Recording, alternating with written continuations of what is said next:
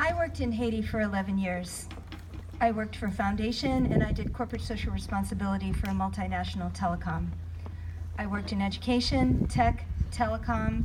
I worked in food, music, sports, film, and water.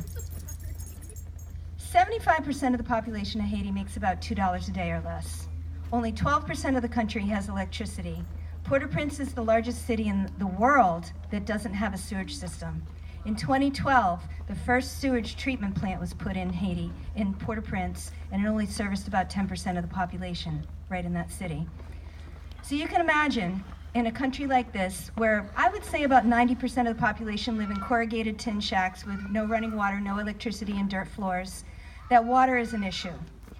So imagine, we all know the stories about how people have to walk really far in Africa and developing countries to get to their water, and you want to put in water service places that service them closer to their home, and it's all very difficult. But have you ever thought about when you take your bucket to get water and you fill up your 5-gallon bucket, now it's 40 pounds. You put that 40-pound bucket up on your head. You've got a little piece of cloth here that helps stabilize it, but how do you get it up there? Then you take your first step. Now you've got to walk however long to get home.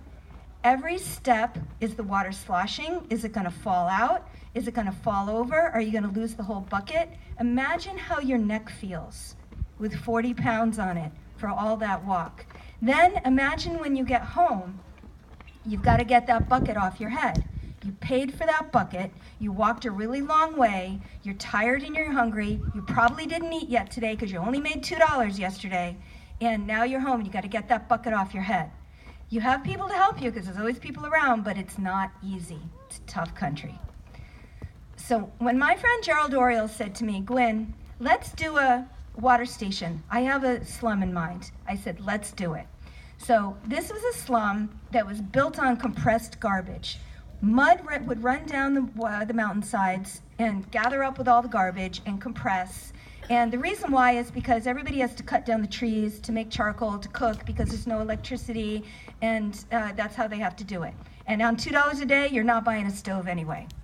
So you have this situation that just perpetuates itself there. When I looked at this slum, I saw all the corrugated tin shacks built up on this compressed garbage, and it's buttressed by a canal about 12 feet deep. This canal has streams of plastic coming out the sides of it. It's got PVC pipes pouring raw sewage into it, and all of a sudden you notice something out of the corner of your eye, and you see something moving, and it's a mother pig and her piglets wading through that muck, and you know that what they're eating, and you know that the people are eating the pigs, and your heart sinks. So we started building the water station so they'd have something closer.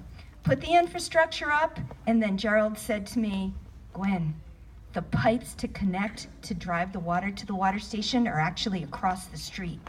And I said, what are we going to do now? So I had to think. Now this wasn't a surprise because the ministry that handles water in Haiti doesn't have any records of where all the pipes are.